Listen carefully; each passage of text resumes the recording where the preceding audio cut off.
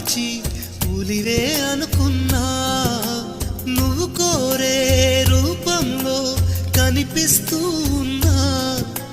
వెలివేసి వెళుతుంటే విలవిల మంటల్లో నాకు మనసుందంటూ చూపావే నేస్తమా. ఆ మనసును ఒంటరిగా ఇరిచేస్తే న్యాయమా.